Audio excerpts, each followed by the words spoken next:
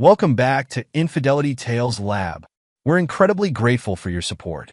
Before we begin today's tale, tell us, which city or country are you joining us from? We love connecting with our global audience. Now let's dive into today's story. Chapter 1. Cracks in the Foundation. Arthur Manning traced his finger along the brochure's glossy surface, imagining Bethany's reaction to the secluded cabin nestled in the Poconos.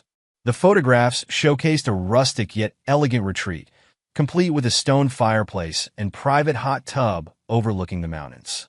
Perfect for their upcoming anniversary. He'd spent weeks planning this surprise, coordinating with the property manager to arrange special touches. Her favorite wine chilling in the refrigerator, fresh flowers arranged throughout the space, and a couple's massage scheduled for their first morning. The thought of spending uninterrupted time together made him smile. Lately, their interactions had felt rushed, mechanical even, as Bethany threw herself into her new position at Maxwell Corp. The sound of keys in the door pulled Arthur from his thoughts. He quickly tucked the brochure into his desk drawer as Bethany entered their home office. "You're home early," he said, rising to greet her. Bethany barely glanced his way as she deposited her handbag on the corner chair. "Just needed to grab some files I left here this morning." She massaged her temples, her perfectly manicured nails gleaming under the office lights. "God, my head is killing me." Arthur's excitement dimmed slightly. "Another migraine?" She rifled through a stack of papers on her desk. "This new project is brutal. The deadlines are impossible. Maybe that's exactly why you need a break," Arthur ventured, moving closer. "I was thinking."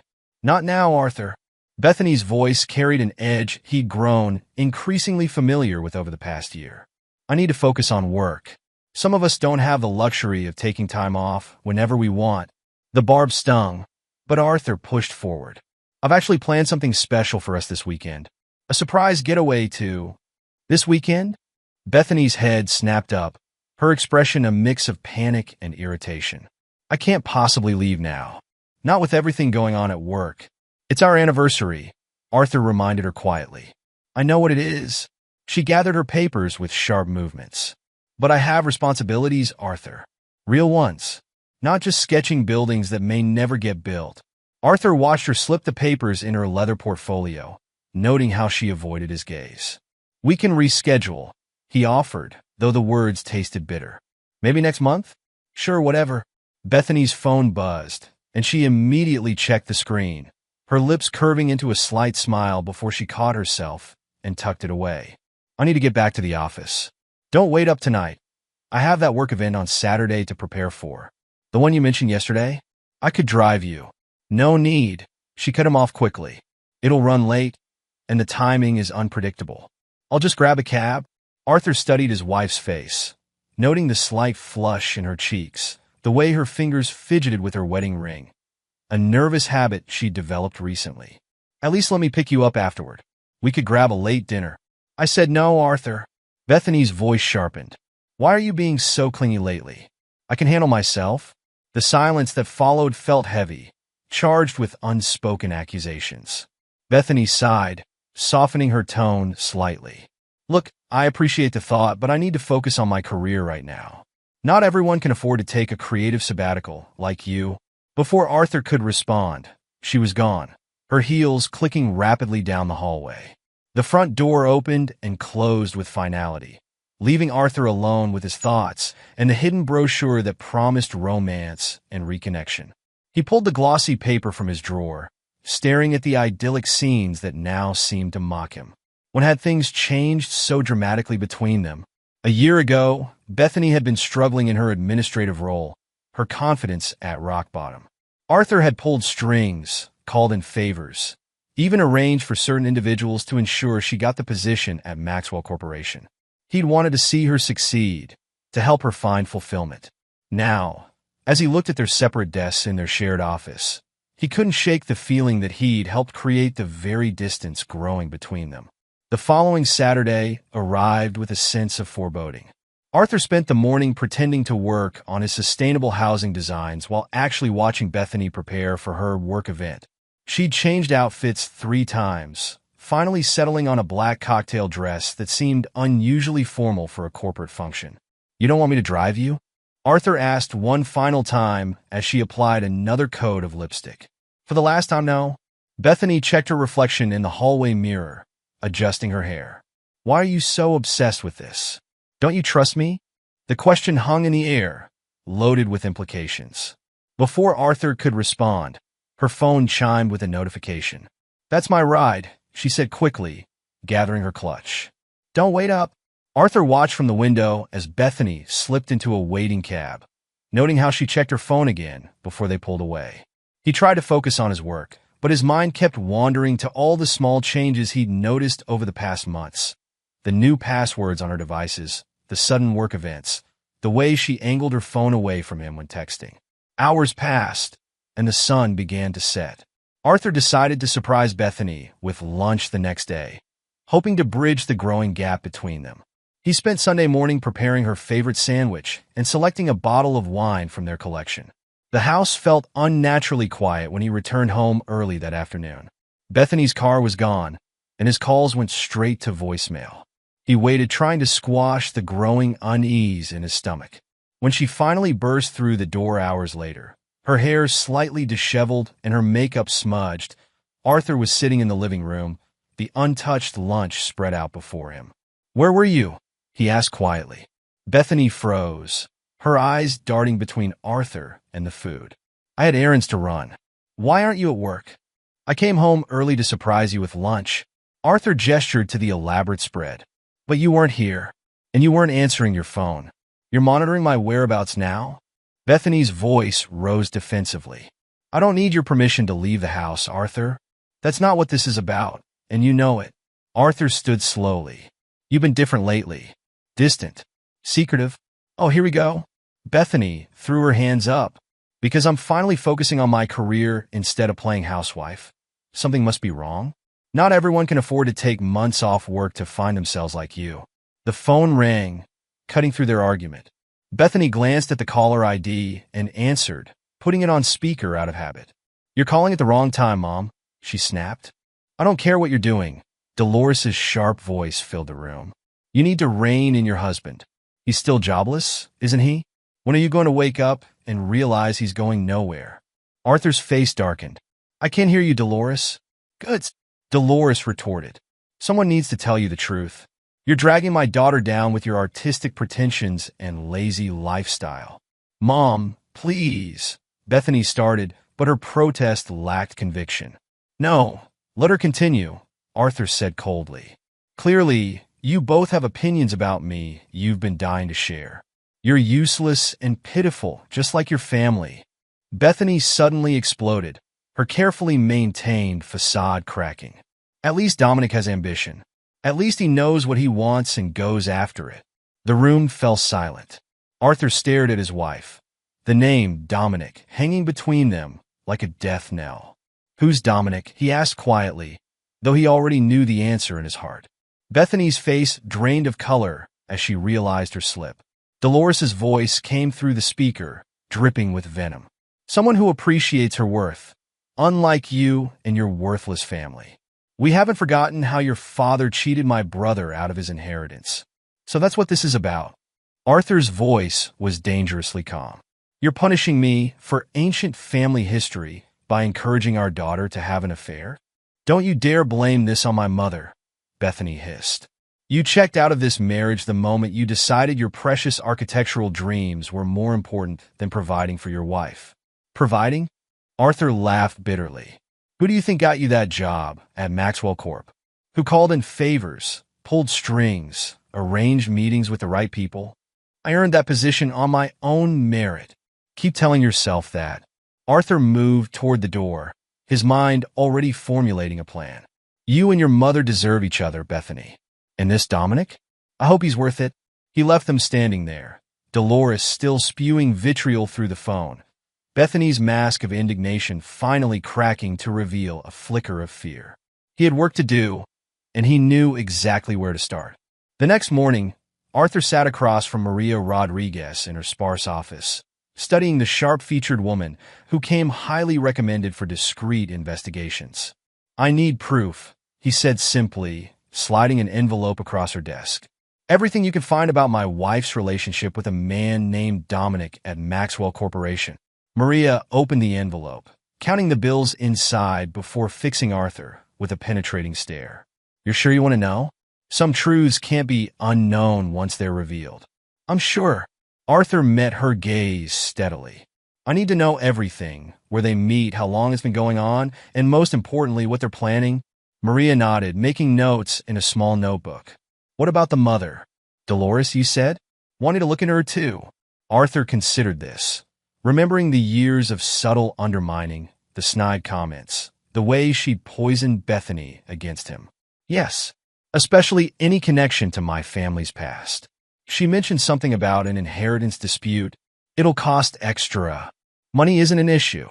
Arthur's lips curved into a cold smile. Despite what my wife and her mother think, I'm far from destitute. Maria raised an eyebrow, but didn't comment. I'll have preliminary findings for you in 3 days. But remember, once you see these photos, these documents, there's no going back. I passed the point of no return the moment my wife said another man's name. Arthur replied, standing to leave. Now it's just a matter of deciding what to do about it. As he walked out of Maria's office, Arthur's phone buzzed with a text from Bethany, working late again. Don't wait up. He stared at the message, imagining her in another man's arms, laughing about her foolish husband who spent his days sketching buildings while she built her new life. Well, let them laugh. Soon enough, they'd learn that an architect's true skill lay not in building things up, but in calculating exactly where to place the charges that would bring everything crashing down. Chapter 2. The Web of Deceit. Arthur maintained his routine over the next few days, playing the role of the oblivious husband while Maria gathered evidence. He ate dinner alone, accepted Bethany's flimsy excuses, and pretended not to notice when she slipped away for emergency meetings that left traces of unfamiliar cologne on her clothes. When Maria finally called, her voice was grim. You should come to my office. There's something you need to see. The photographs spread across Maria's desk told a story in brutal detail. Bethany and a tall, well-dressed man, Dominic, caught in intimate moments across the city. Dinner at exclusive restaurants, stolen kisses in parking garages, disappearing into hotel elevators. His name is Dominic Pierce, Maria reported, her tone professional. Senior sales executive at Maxwell Corporation, known for his aggressive approach to both business and personal relationships. Arthur picked up a photo of Bethany gazing adoringly at Dominic across a candlelit table. How long? Based on my investigation, approximately 8 months. Maria pushed forward a detailed timeline. It started shortly after she got the promotion you helped arrange. Arthur's jaw tightened. Tell me about him. Dominic Pierce, age 38. Divorced twice. Both ex-wives filed complaints about emotional manipulation and financial exploitation, though nothing stuck legally. He has a pattern, targets women in vulnerable positions, helps advance their careers, then uses that leverage for his own gain. And Bethany? What's his angle with her? Maria hesitated, then pulled out another file. He's gunning for a vice president position. Bethany's department handles several major accounts he wants. Plus, she slid forward a bank statement. He believes she has access to significant family wealth. Arthur laughed humorlessly. Let me guess. My mother-in-law's been painting quite a picture. Dolores Harrison has been instrumental. Maria produced more documents. She's been meeting with Dominic privately, providing information about your family's finances, making promises about Bethany's inheritance. She's convinced him you're the only obstacle to their wealth. The inheritance dispute she mentioned? Maria nodded. I dug into that too. 20 years ago, your father and her brother were partners in a real estate venture. When it went south, your father managed to salvage his investment while her brother lost everything. Dolores blamed your family, claimed your father had inside information. She's been nursing that grudge ever since. Arthur absorbed this information, pieces clicking into place. She pushed Bethany toward Dominic deliberately. Didn't she? Based on these text messages? Maria tapped another file. She orchestrated the whole thing. Arranged their accidental meeting at a company function. Fed him information about your marriage. Coached Bethany on how to hide the affair. Arthur stood, pacing the small office. And Bethany? Does she know she's being manipulated? Hard to say. Maria shuffled through more photos. She seems genuinely infatuated with Dominic, but there's evidence she's starting to notice his pattern. Look at these. The newest photos showed subtle changes. Bethany's smile slightly strained, her body language more reserved.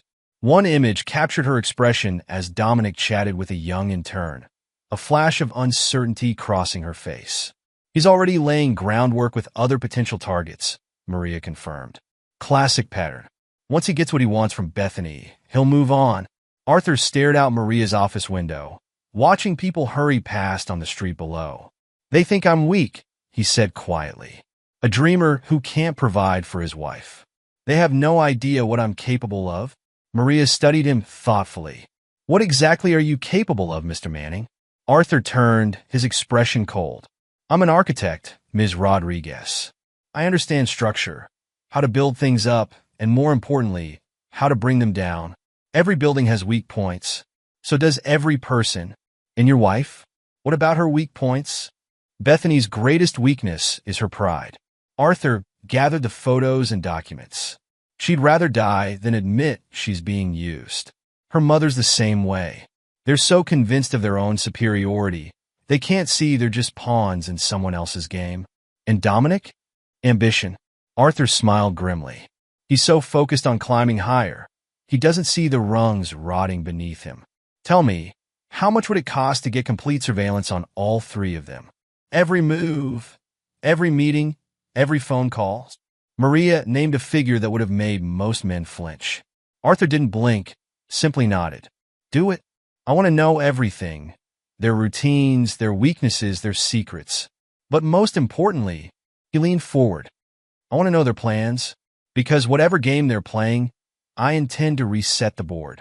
As Arthur left Maria's office, his phone buzzed with another text from Bethany.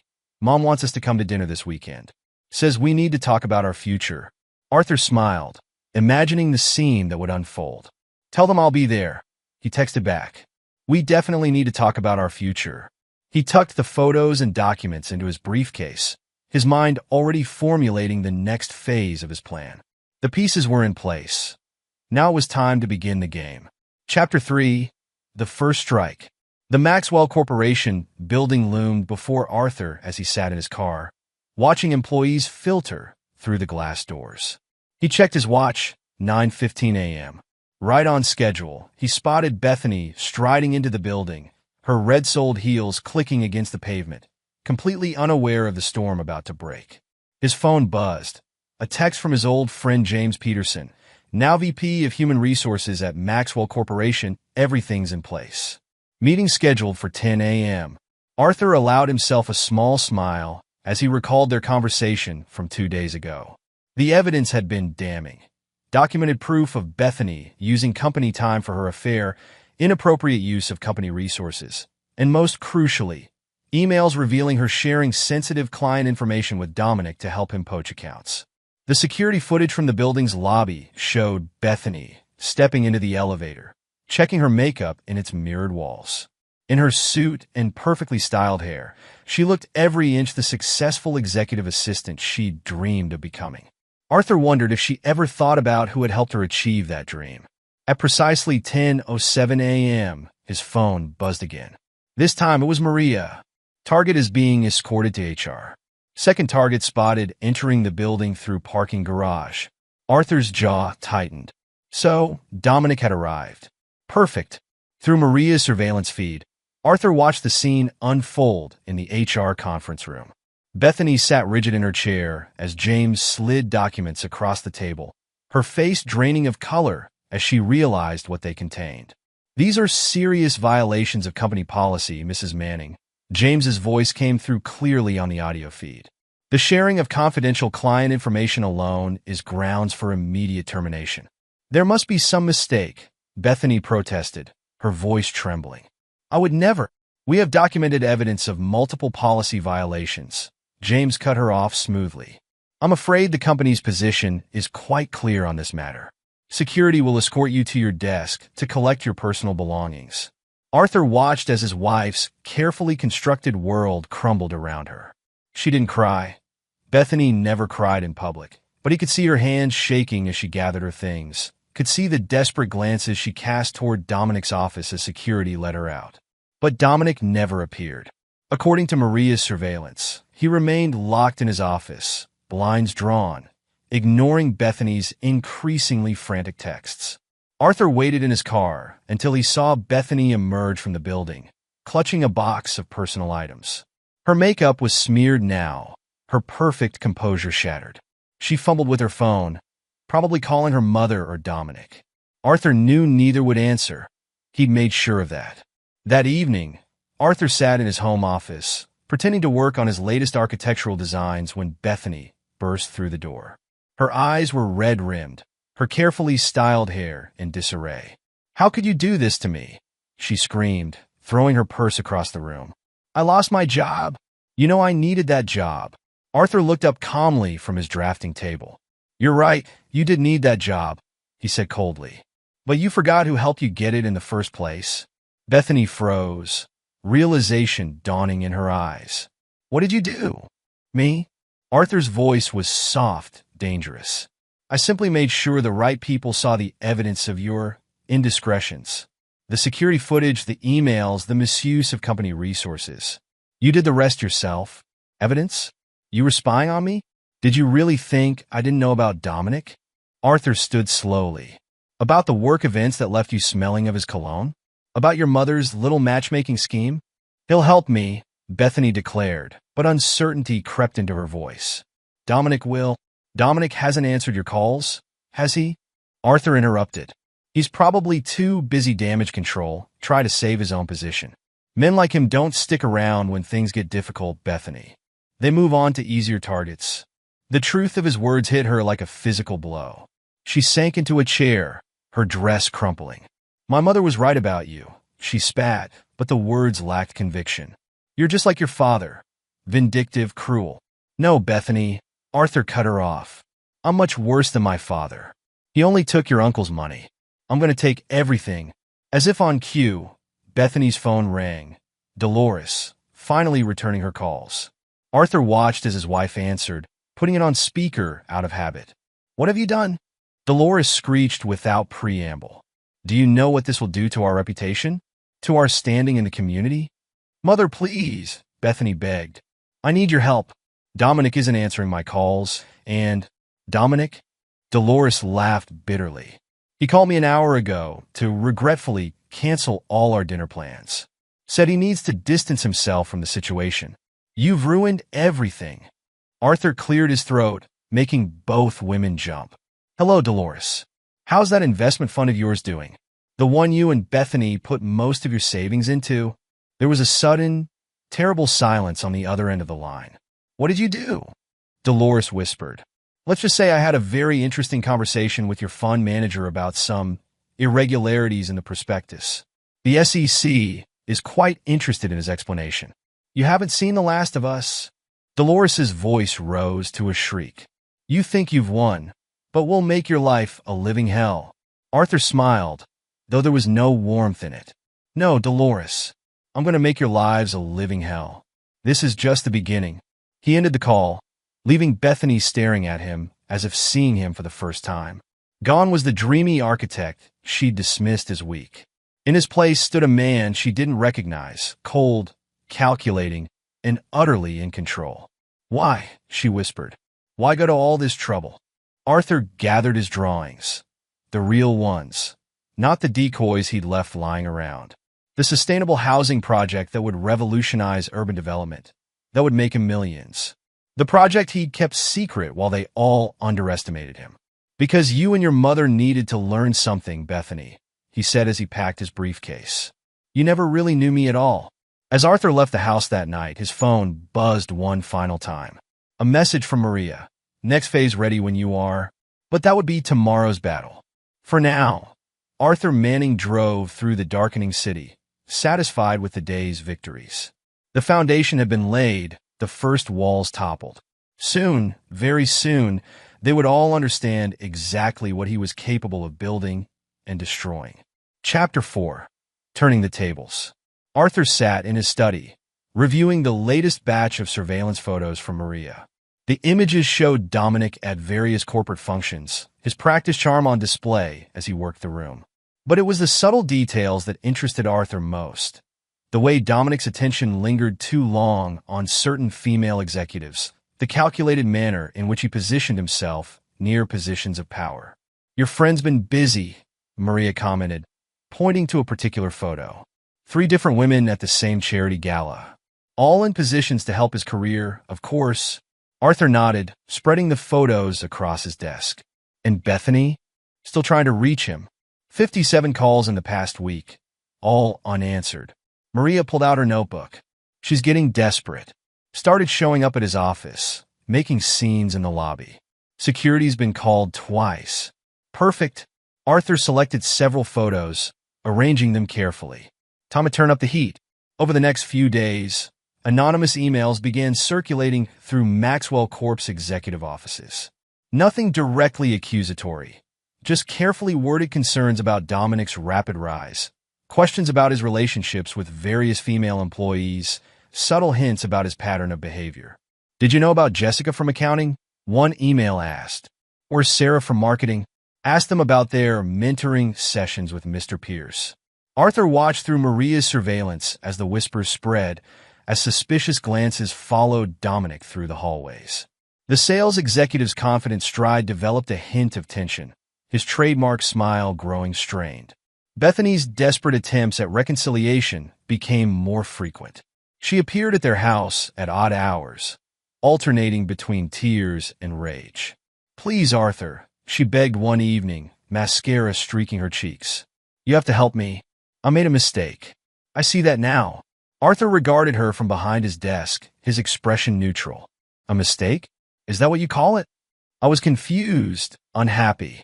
Dominic, he made me feel special. And now that he won't take your calls? Now that your mother's investment fund has crashed."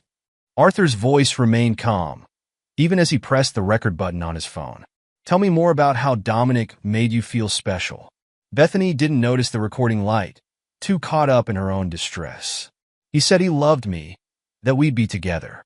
Mother said he was perfect for me, that he could give me the life I deserved, unlike your useless husband." "I didn't mean that." Bethany rushed to explain. "Mother was wrong about you, about everything. She pushed me toward Dominic, kept telling me I deserved better." Arthur let her talk, watching as she unknowingly provided more evidence of her mother's manipulation, of Dominic's calculated seduction. Each word was another nail in their collective coffin. The trap was set at Le Bernardin, an upscale restaurant known for its discretion and influential clientele. Arthur had reserved a corner table, perfect for the conversation to come. He'd made sure Dolores knew about the meeting through carefully planted gossip. Her predictable need to control her daughter's life would do the rest. Bethany arrived first, fidgeting with her water glass. Dominic appeared 10 minutes later, his usual polished appearance slightly frayed around the edges. "What's this about?" he demanded, glaring at Bethany. "I told you not to contact me." "Actually," Arthur spoke from behind him, "I arranged this meeting. Please sit down." Dominic's confidence faltered for a moment before his salesman's smile slid back into place. "Arthur, I suppose we should have this conversation eventually." "Yes, we should." Arthur gestured to the chair. "Let's discuss your pattern of pursuing vulnerable women. Jessica from accounting, for instance. Or perhaps Sarah from marketing." The color drained from Dominic's face. "I don't know what you're talking about." "No? What about Claire Thompson from your last company? The one who filed a harassment complaint before suddenly dropping it." Arthur pulled out a file. "Or Linda Martinez from the company before that." "You've been investigating me?" Dominic's voice rose sharply. "Mother." Bethany's startled voice cut through the tension. Dolores Harrison stood at their table, her face twisted with rage. "What are you doing to my daughter?" she demanded, glaring at Arthur. "Haven't you heard her enough?" "Me?" Arthur laughed softly. "That's rich coming from the woman who pushed her daughter into an affair. Tell me, Dolores, did you know about Dominic's history when you arranged their accidental meeting?" "I did what was best for my daughter," Dolores snapped. "Unlike you and your worthless family." "My family?" Arthur's voice carried through the suddenly quiet restaurant. You mean the family you've hated for 20 years because your brother lost his money in a bad investment? The family you've been trying to destroy through your daughter. You Mannings think you're so clever. Dolores spat. Your father cheated my brother. Your brother made a bad investment and lost. My father tried to help him, offered to buy him out before the market crashed. He refused out of pride, just like you're refusing to see what's right in front of you. What are you talking about? Arthur turned to Dominic. Why don't you tell them about your plans? About how you've been using Bethany's position to access client information? About the other women you're already pursuing? That's ridiculous, Dominic protested, but his eyes darted toward the exit. Is it? Then you won't mind explaining these photos? Arthur spread a series of images across the table, Dominic with various women, all in positions of influence. Or perhaps the emails you've been sending. The private meetings in your office? You bastard, Dominic snarled, his charming facade cracking. You've been spying on me? I've been protecting my interests. Something you should have thought about before you decided to use my wife as a stepping stone. Bethany stared at the photos, recognition dawning in her eyes. These are all from the past month. While you were telling me, you were too busy to talk. Oh, sweetheart, Dolores tried to intervene. I'm sure there's an explanation. The only explanation, Arthur cut in, is that you've both been played. Dominic here never cared about either of you. You were just means to an end. Bethany for her connections, and you, Dolores, for your supposed family wealth. Suppose? Dominic's head snapped up. You really should have done better research. Arthur smiled coldly. The Harrison fortune isn't quite what Dolores led you to believe, especially now that their investment fund has, shall we say, encountered some difficulties. The restaurant had gone silent. Dozens of influential people watching the drama unfold. Arthur knew that by morning, the story would be all over social media, the recording from his hidden devices providing irrefutable evidence of their schemes. You planned this, Bethany whispered, finally understanding. All of it. I learned from the best, Arthur replied, standing. You and your mother taught me so much about manipulation, about destroying people's lives. I just proved to be a better student than you expected. As he walked away, he heard Dominic and Dolores begin to argue, their voices rising as they turned on each other. Bethany sat silent, watching her carefully constructed world crumble around her. Chapter 5: Consequences and Collateral Damage. The aftermath of the restaurant confrontation spread through their social circles like wildfire. Arthur watched from a careful distance as Dominic's carefully constructed facade crumbled under the weight of public scrutiny. The board called an emergency meeting this morning, Maria reported, handing Arthur a fresh set of surveillance photos. Dominic's been suspended pending an investigation into his conduct. The images showed Dominic leaving Maxwell Corp's building, security escorting him past a group of reporters. His usual confident stride had been replaced by a hunched shuffle, his suit looking somehow shabby under the camera flashes. And the others? Coming forward, just as we predicted. 3 former colleagues have filed formal complaints about his behavior. 2 more talking to lawyers. Maria's lips curved in a satisfied smile. The DA's office is particularly interested in some of his more creative accounting practices. Arthur nodded, scanning the morning's social media updates. The video from the restaurant had gone viral, Dominic's mask of charm cracking to reveal the calculating predator beneath. Comments flooded in from other women sharing similar experiences, each story adding another brick to the wall of evidence against him. Bethany hadn't fared much better. Her attempts to find new employment were met with polite but firm rejections. Her former colleagues avoided her calls, unwilling to risk association with such a public scandal. She tried to schedule lunch with Amanda from her old department, Maria noted, checking her phone. Amanda claimed a scheduling conflict. Actually told others she's afraid of being tainted by association. The isolation was clearly taking its toll. Through Maria's surveillance, Arthur observed Bethany's increasing desperation. The long hours spent alone in their house, the unanswered calls to former friends, the growing pile of rejection letters from potential employers. Dolores Harrison's fall from grace proved even more spectacular. The society pages that had once featured her charity work and social gatherings now ran stories about her role in the scandal. Her carefully cultivated image as a protective mother shattered, replaced by revelations about her manipulation of her daughter and her decades-long vendetta against the Manning family. Your leak about the old family feud was particularly effective, Maria commented, showing Arthur the latest society column. People love a good grudge story, especially when it involves old money and failed investments. The article detailed Dolores's brother's financial disaster, painting a picture of a family consumed by bitterness and revenge. Former associates came forward with stories of Dolores's manipulative behavior, each revelation adding to her public humiliation. She tried to attend the hospital board meeting yesterday, Maria reported. They asked her to resign her position, said her presence would be detrimental to the institution's reputation. Arthur watched through surveillance footage as Dolores left the hospital, her usual imperious bearing crumbling as she faced the photographers waiting outside. The woman who had once ruled their social circle with an iron fist now hurried to her car like a fugitive. "There's something else," Maria added, her tone cautious. "Something about your reaction to all this." Arthur turned from the window. "Meaning? You're getting everything you wanted. They're all suffering, their lives in ruins. But you're not celebrating. If anything, you seem troubled." Arthur was silent for a long moment, staring at the photos spread across his desk. Bethany's tear-stained face as she left another failed job interview. Dominic's desperate attempts to salvage his career.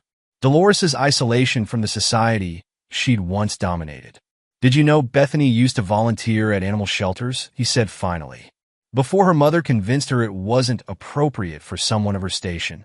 She loved those animals, would spend hours just sitting with them. "You're feeling guilty?" "No." Arthur's voice hardened. "I'm remembering who she was before her mother poisoned her mind. Before Dominic saw her as a useful tool. They made her into this person, this stranger who could betray me so easily. That doesn't excuse what she did. No, it doesn't. But sometimes I wonder if I'm becoming just like them. Using people's weaknesses, manipulating their lives." He gestured to the surveillance photos. "Playing God with their futures." Maria studied him thoughtfully. "The difference is they hurt people for personal gain. You're exposing the truth about their actions. Everything they're suffering now is a direct result of their own choices. Is it? Or am I just telling myself that to justify my revenge?" Before Maria could respond, her phone buzzed with an alert. She checked the message, her expression growing serious. Speaking of consequences, she said, "We might have a problem. Someone's been asking questions about you at Maxwell Corporation." A former colleague of Dominic's, named Silas Mitchell. Arthur raised an eyebrow. "What kind of questions?" "The dangerous kind. About your involvement in Dominic's downfall, your financial status, your current projects." Maria pulled up a file on her tablet. "He's been particularly interested in your sustainable housing development." "What do we know about him?" "Former Army intelligence. Multiple deployments in cyber operations.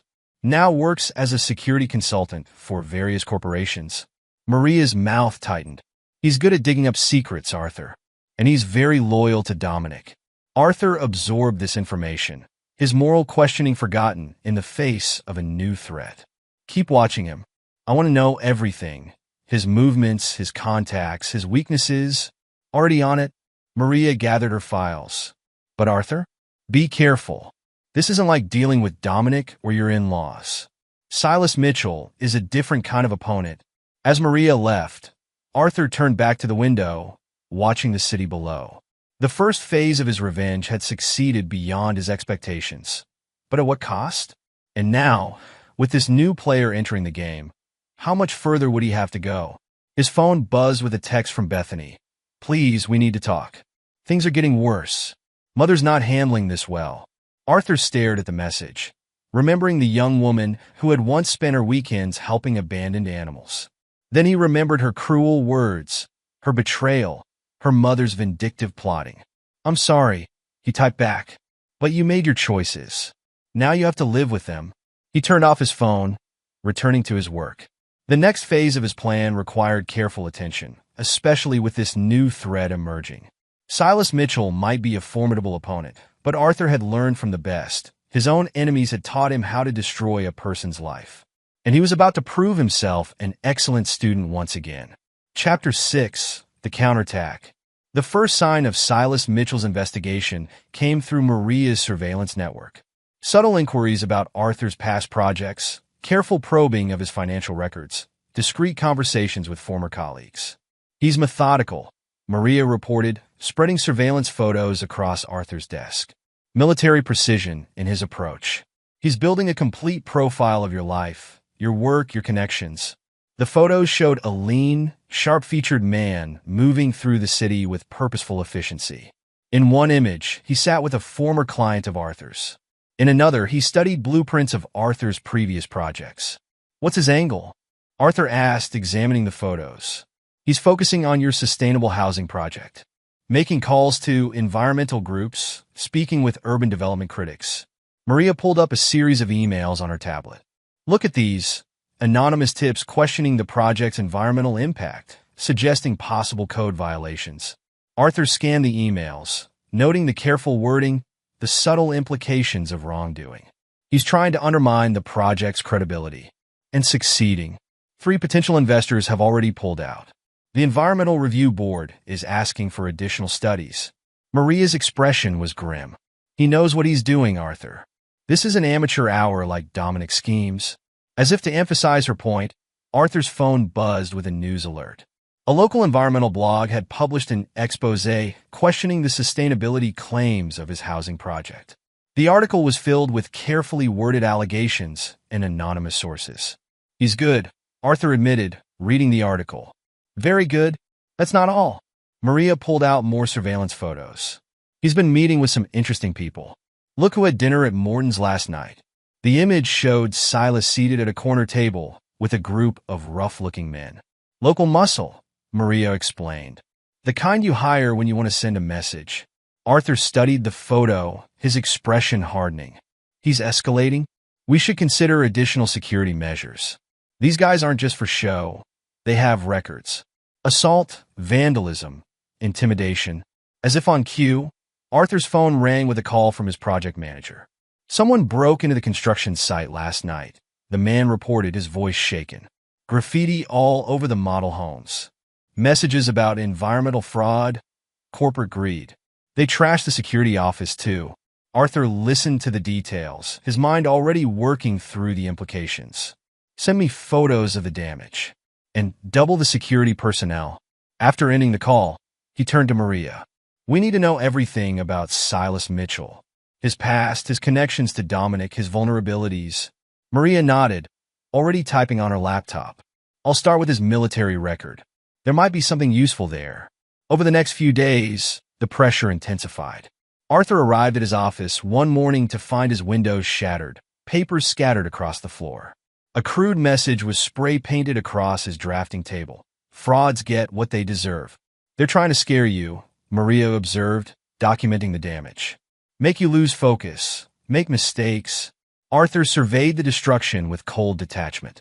They don't understand who they're dealing with. We've got something, Maria said, checking her phone. One of my contacts in military intelligence came through.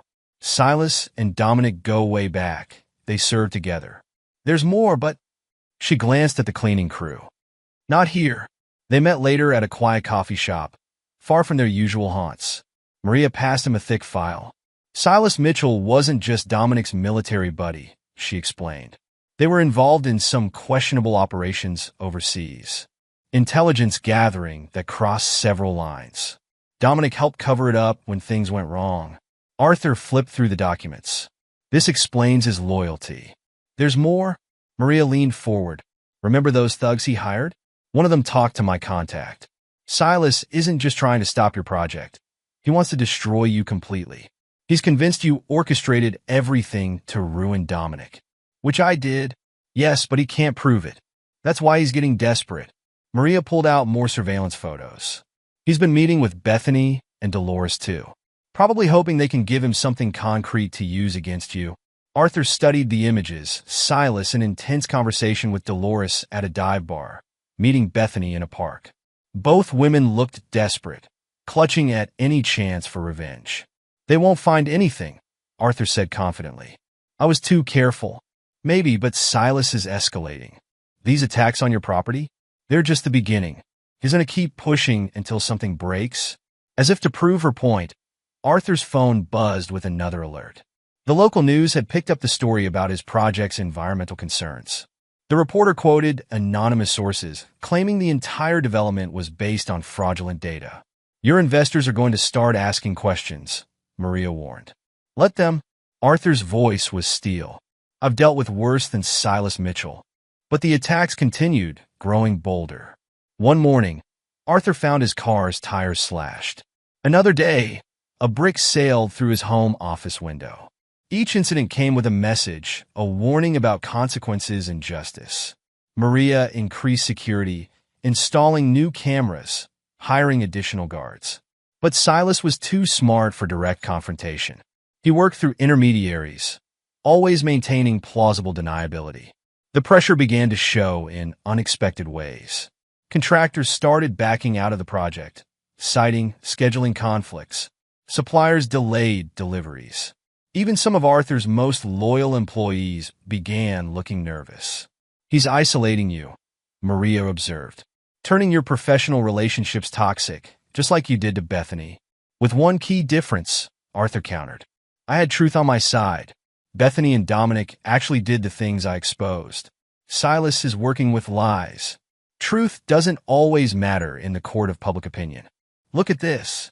She showed him a social media post gaining traction. A long thread detailing supposed evidence of corruption in Arthur's past projects. The claims were completely fabricated, but they were crafted skillfully enough to seem plausible. "We need to hit back," Arthur decided. "Not just defend, attack." "What do we have on Silas?" Maria hesitated. "There's something. Those overseas operations I mentioned, they weren't just questionable. They were illegal. If certain details came to light." "Do it," Arthur commanded. "Use everything we have. I want Silas to understand exactly who he's dealing with." But as Maria left to set their counterattack in motion, Arthur couldn't shake a nagging feeling. He'd started this revenge plan to punish those who had betrayed him. Now he was locked in battle with a man he'd never met, fighting for a project that had become more symbol than substance. His phone buzzed, another threat, another warning. But this one was different. Attached was a photo of him leaving Maria's office, taken from close range. "We see you," the message read. "Both of you. Are you ready for what comes next?" Arthur stared at the image, realizing that Silas had finally crossed the line from professional attacks to personal threats. The game had changed, becoming more dangerous than even he had anticipated. He dialed Maria's number. "We need to meet. Now." Things are about to get much worse. As he waited for her response, Arthur gazed out at the city skyline, remembering how this all started, with a birthday surprise, a betrayal, a thirst for revenge.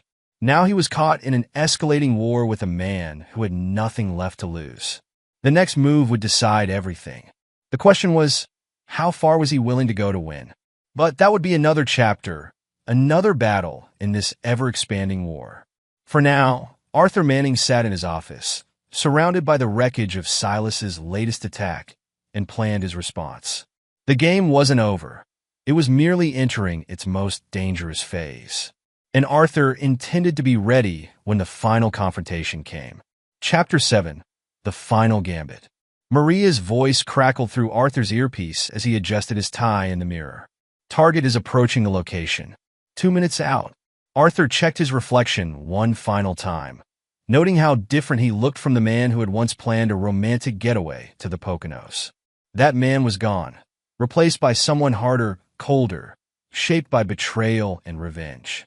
"Remember," Maria continued, "Silas is ex-military intelligence. He'll be looking for traps." "That's exactly what we're counting on," Arthur replied, gathering his briefcase. The documents inside were carefully selected. Just enough truth to be convincing. Just enough lies to be devastating. The meeting location was a private conference room in an upscale hotel, chosen for its multiple exit points and excellent security cameras. Arthur had arrived early, ensuring everything was in place. The hidden recording devices, the security team positioned throughout the building, the police unit waiting discreetly nearby. Silas Mitchell arrived precisely on time, his military background evident in his bearing.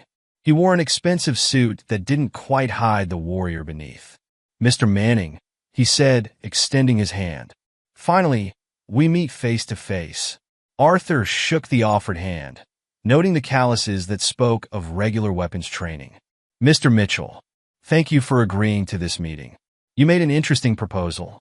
Silas settled into a chair, his eyes constantly scanning the room. A partnership in your sustainable housing project? Rather generous, considering our recent interactions. Business is business, Arthur replied smoothly.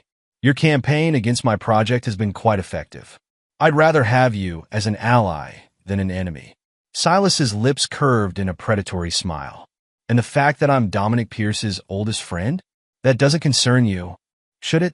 Arthur opened his briefcase, removing a folder. I thought we could discuss that relationship, along with some other interesting connections. He slid the folder across the table. Silas opened it, his expression unchanging as he scanned the contents. Only a slight tightening around his eyes betrayed his reaction. Where did you get these? His voice remained steady, professional. The same place I got the evidence about Dominic's activities. Arthur leaned back, watching Silas process the implications. Did you really think I wouldn't investigate you as thoroughly as you investigated me? The documents laid bare Silas's military operations, the questionable intelligence gathering, the covered-up incidents, Dominic's role in burying the evidence. But more importantly, they revealed the ongoing connection. How Silas had used his security consulting business to help Dominic exploit vulnerable women, providing surveillance and blackmail material. This is classified information, Silas said quietly. Was classified, Arthur corrected. Amazing what money and connections can uncover. Your own techniques used against you. There's a certain poetry in that. Silas's hand moved toward his jacket, but Arthur's voice stopped him. I wouldn't. The police are already on their way. Those documents were anonymously delivered to them an hour ago, along with evidence of your recent activities. The vandalism, the hired thugs, the corporate espionage. You're bluffing. Am I? Arthur pulled out his phone, displaying a series of text messages. These are from your hired muscle. They were quite helpful once Maria explained their legal situation. Turns out they're not interested in adding federal charges to their records. Silas's mask cracked slightly. You set me up? Just like you tried to set me up? The difference is I did it better. Arthur stood, straightening his jacket. You see, while you were busy attacking my project, trying to pressure me into making mistakes, I was documenting everything. The harassment, the threats, the illegal surveillance. Police sirens became audible in the distance. Silas glanced toward the door, calculating his options. Don't, Arthur advised. The building is surrounded. And even if you escaped, where would you go? Your clients won't hire you once they learn about your illegal activities. Your security firm will collapse when these documents become public. You've thought of everything, haven't you? Silas's voice held a mixture of anger and grudging respect. I learned from the best, you, Dominic, Bethany, Dolores. You all taught me so much about manipulation and destruction. Arthur gathered his belongings as the sirens grew closer. Consider this your final lesson in consequences. The door burst open as police officers flooded the room. Silas remained seated, his military training evident in his controlled surrender. As they led him away, he turned back to Arthur. You won, he acknowledged. But at what cost? Look what you've become. Arthur watched him go, Maria appearing at his side. He's right, you know, she said softly. You're not the same man who hired me to investigate his wife's affair. No, Arthur agreed. I'm better. Outside, reporters had already gathered, alerted by strategic leaks about the arrest of a prominent security consultant. Arthur knew the story would spread quickly. Silas Mitchell, trusted corporate advisor, revealed as a criminal conspirator. The connection to Dominic would emerge, dragging both men's reputations further through the mud. What about Bethany and Dolores? Maria asked as they watched the media frenzy unfold. They'll be implicated too. Silas met with them several times, plotting against me. The surveillance photos prove it. Arthur's voice was cold. Their involvement in his criminal activities will destroy what little credibility they have left. Maria studied him thoughtfully. You planned this from the beginning, didn't you? Use Silas's investigation as a weapon against all of them. I told you, I'm a better student than they expected. Arthur checked his phone, noting the flood of messages from investors and supporters. The project will recover now. Silas's campaign against it will be discredited along with him. As they drove away from the scene, Arthur reflected on the path that had led him here. From a betrayed husband to a master manipulator, turning his enemies' weapons against them. The transformation was complete, but the cost that remained to be seen. Chapter 8. Rebuilding and Resolution. The arrest of Silas Mitchell dominated business news for weeks. Each day brought new revelations about his illegal activities, his connection to Dominic Pierce, and the network of corruption they had built together. Arthur's sustainable housing project, far from being damaged by the scandal, emerged stronger than ever. The investors are back, Maria reported, reviewing the latest contracts.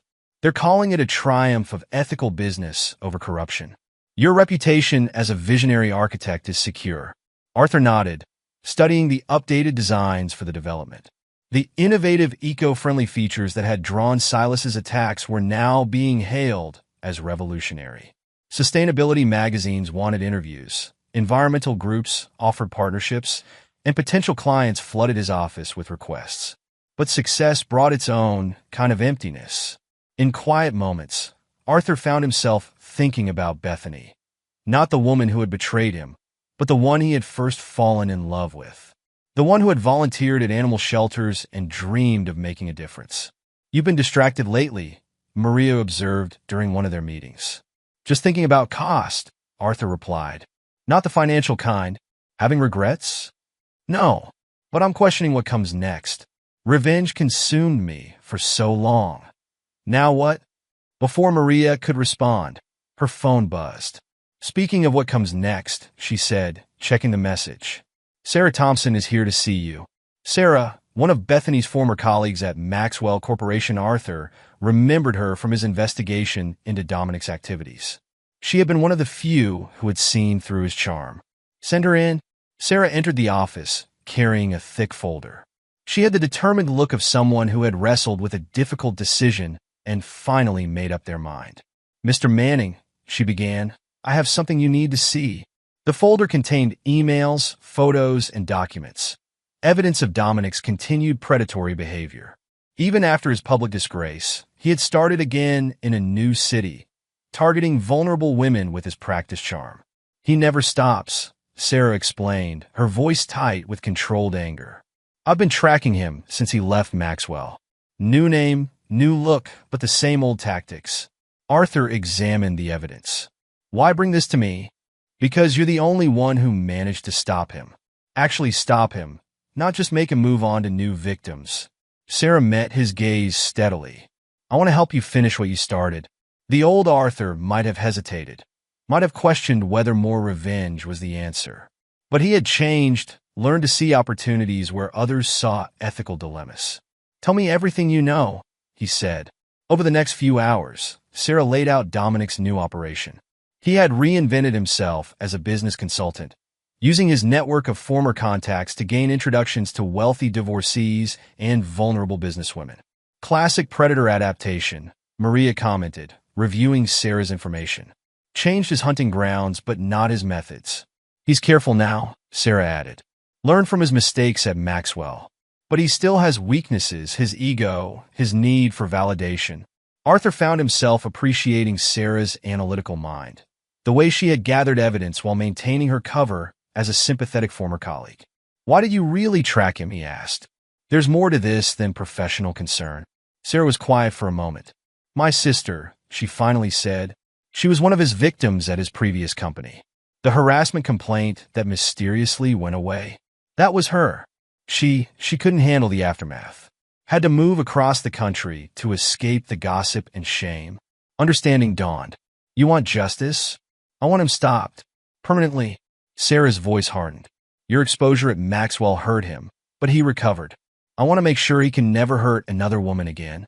Arthur studied her, seeing something familiar in her controlled anger, her planning. She had gone through her own transformation, driven by a similar need for justice. "We'll need to be careful," he said. "He's more cautious now, more paranoid. I can help with that." Sarah pulled out more documents. "I've maintained contact, played the role of the sympathetic friend. He trusts me?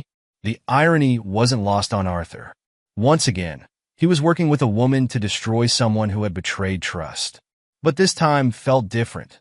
This wasn't just about revenge, but about prevention, about protecting future victims.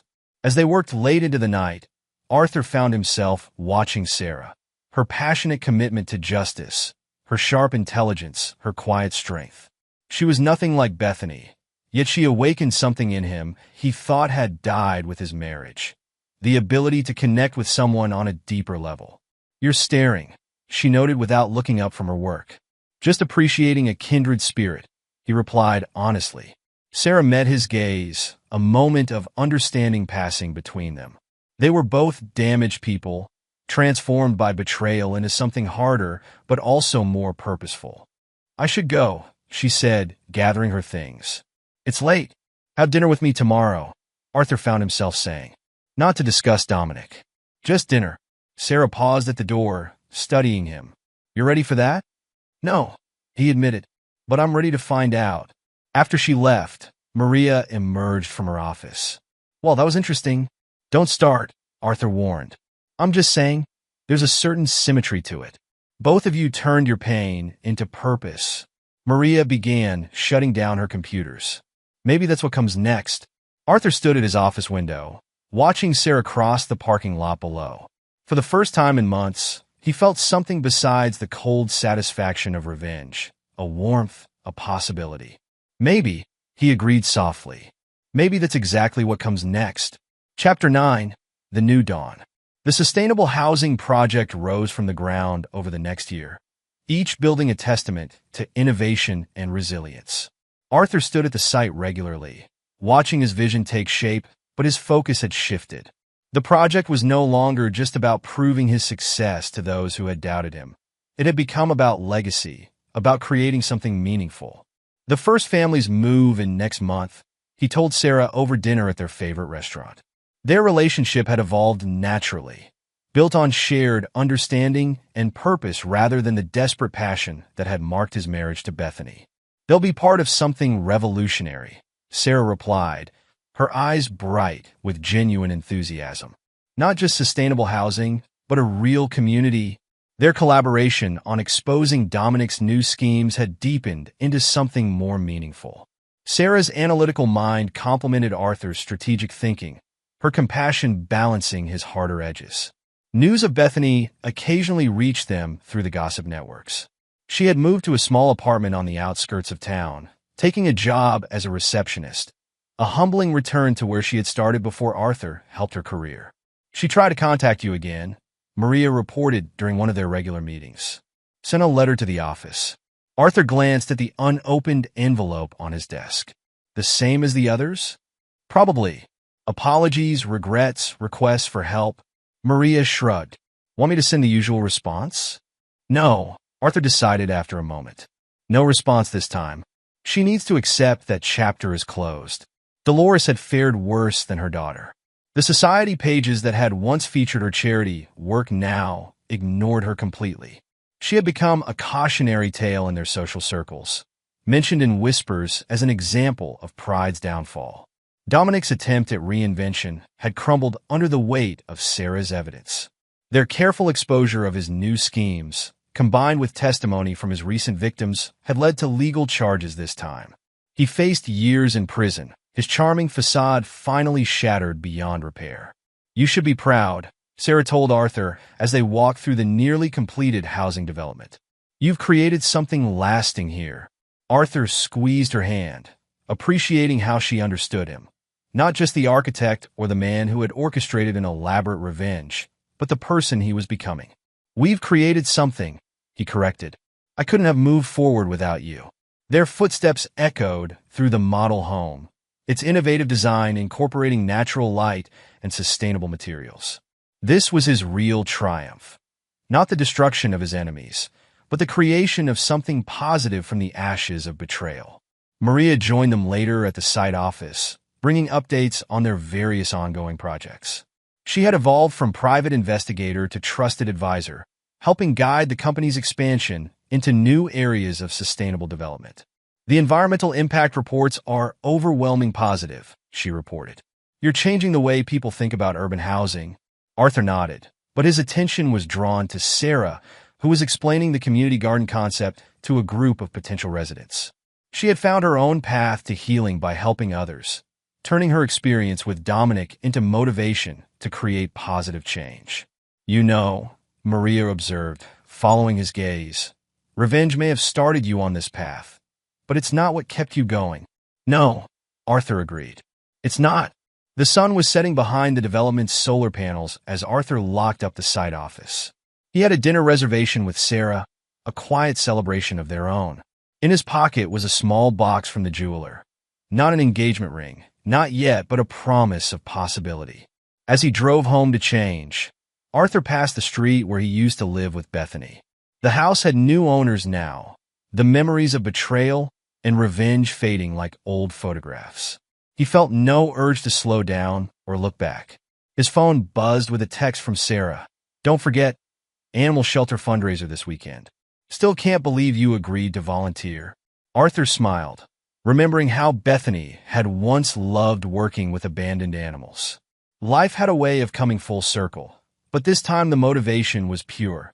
Not an attempt to maintain appearances or satisfy social obligations, but a genuine desire to make a difference. The revenge that had consumed him had served its purpose, burning away his naivete and forcing him to evolve. But it was the aftermath, the rebuilding, the healing, the unexpected connection with Sarah that had truly transformed him. He arrived home to find Sarah waiting on his doorstep, a bottle of wine in hand and plans for their next community project already forming in her mind. This was his new dawn, not the cold satisfaction of revenge, but the warm possibility of redemption, of building something meaningful with someone who understood both his darkness and his light. Ready for what's next? She asked as he approached. Arthur took her hand, feeling the weight of the promise in his pocket. More ready than I've ever been. Together they walked into his home, their conversation flowing naturally between personal plans and professional projects. This was what he had been missing during his years with Bethany. Genuine partnership, mutual understanding, shared purpose. A news alert on his phone caught his attention. Another article about Dominic's latest legal troubles. His attempt to reinvent himself had backfired spectacularly, each new identity crumbling faster than the last. The man who had once commanded boardrooms and charmed executives now faced a string of fraud charges across multiple states. Still following his story? Sarah asked, noting his expression. Last time, Arthur promised, putting the phone away. Some habits are hard to break. Speaking of which, Sarah pulled out her tablet. I've been thinking about expanding the community center project. What if we added a women's resource center? A place where people like my sister could find support and guidance? Arthur studied the preliminary plans she had drawn up, appreciating how she channeled her own pain into constructive action. Show me what you have in mind. As they worked through the details, Arthur's thoughts drifted briefly to Bethany. He had heard through business circles that she was trying to rebuild her life, taking night classes and seeking counseling. Part of him hoped she would succeed, not for any lingering affection, but because her story served as a warning about the cost of betrayal and the importance of genuine redemption. Dolores, in contrast, had never sought redemption. She clung to her bitterness, becoming a recluse in her modest apartment, her social media filled with vague accusations and self-pitying posts. Her influence had evaporated, her former friends avoiding any association with her toxic presence. I saw Bethany yesterday, Sarah mentioned casually, pulling Arthur from his thoughts. At the grocery store. She looked different. Humbled. Did she see you? Yes. She started to approach, then stopped herself. I think she finally understands that some bridges can be rebuilt. Arthur nodded, feeling the last traces of his old life falling away. The revenge that had driven him had served its purpose, transforming him from a betrayed husband into someone stronger, more purposeful. But it was the aftermath, the building of something meaningful, the connection with Sarah, the chance to make a real difference, that had truly healed him. His sustainable housing project had become a model for urban development, attracting attention from cities across the country. Each new project incorporated lessons learned from the first, creating communities that were both environmentally conscious and socially connected. Maria had evolved along with him. Her investigative skills now focused on vetting potential partners and ensuring their projects maintained ethical standards. She had become more than an employee. She was a trusted friend who had witnessed his transformation from victim to victor to visionary. You know what's funny? Sarah said as they finished their work for the evening. If Bethany hadn't betrayed you, if Dominic hadn't been so ruthless, if Dolores hadn't been so manipulative, none of this would exist. Sometimes destruction leads to creation. As long as you don't let the destruction consume you, Arthur replied, thinking of how close he had come to losing himself in revenge. Their evening wound down naturally, the conversation shifting from work to personal matters. Arthur touched the small box in his pocket, knowing the time wasn't quite right, but feeling the promise of it. Soon, but not tonight. They had both learned the value of building something solid, something real. As Sarah gathered her things to leave, Arthur stood at his window, looking out at the city he was helping to transform. His legacy wouldn't be the revenge he had exacted, but the communities he had built, the lives he had touched, the positive change he had created from the ashes of betrayal. Same time tomorrow? Sarah asked from the doorway. Arthur turned to her, seeing his future in her understanding smile. Tomorrow and all the tomorrows after. She left with a gentle kiss, both of them secure in the knowledge that their relationship was built on truth and mutual respect, not the shallow foundations that had doomed his marriage to Bethany. Later that night, as Arthur reviewed plans for their next project, he received one final news alert. Dominic had been sentenced, his pattern of fraud and manipulation finally catching up with him. The article included a photo of him being led away in handcuffs, his trademark charm replaced by defeated resignation. Arthur closed the alert without reading further. That chapter of his life was finished. He had more important things to focus on: the future he was building with Sarah, the communities they were creating, the lives they were changing. His phone buzzed with a text from Sarah. Just had an idea for the resource center. Call you in the morning? Arthur smiled, typing his response. This was his redemption, not in forgiveness of those who had wronged him, but in creating something meaningful from the wreckage they had left behind. His revenge had been complete, but his redemption was ongoing, built one project, one relationship, one day at a time. He turned off his computer and prepared for bed, at peace with the man he had become. Tomorrow would bring new challenges, new opportunities, new chances to prove that the best revenge wasn't destruction, but creation. With Sarah by his side and his vision clear, he was ready for whatever came next. Epilogue. 10 years later. Arthur Manning stood at the podium of the National Sustainable Development Conference, addressing a packed auditorium of architects, developers, and environmental innovators. His sustainable housing project, once the target of Silas Mitchell's smear campaign, had evolved into Manning's Sustainable Communities, a corporation that had revolutionized urban development across the country. 10 years ago, we started with a simple idea, he told the audience. Create homes that not only protect our environment, but build genuine communities. Today, our developments house over 50,000 families in 15 cities. Sarah Manning, his wife of 8 years, watched from the front row, their 6-year-old daughter Emma beside her. The child had inherited her father's analytical mind and her mother's compassionate heart, already showing interest in the family business during their site visits. After his speech, Arthur joined them in the conference center's garden, where Sarah was explaining to Emma how the building's vertical gardens worked. Their relationship had deepened over the years, built on mutual respect and shared values rather than the superficial attraction that had characterized his marriage to Bethany. "Daddy!" Emma ran to him, clutching a sketch she'd made of a future eco-house, complete with solar panels and what appeared to be a rocket launcher. "Can we build this one? Maybe without the weapons systems." He laughed, scooping her up. "Though your Aunt Maria might approve." Maria Rodriguez, who had long since moved from private investigator to chief security officer of Manning Sustainable Communities, approached them with her tablet in hand.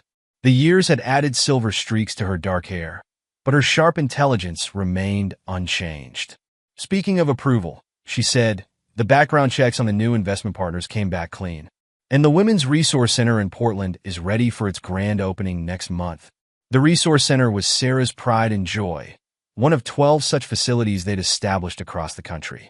Each center provided support, job training, and legal assistance to women escaping abusive relationships. The project had grown from Sarah's experience with her sister and Dominic's victims, transforming pain into purpose. "Anywhere on our old friends?" Arthur asked quietly, after Emma had run off to explore the garden. Maria nodded, pulling up her secure files. Their original agreement to monitor certain individuals had evolved into an early warning system, protecting their business interests while keeping tabs on potential threats. "Dominic was released from prison last month," she reported. "He tried reaching out to some old contacts, but his reputation's poison. Nobody will touch him.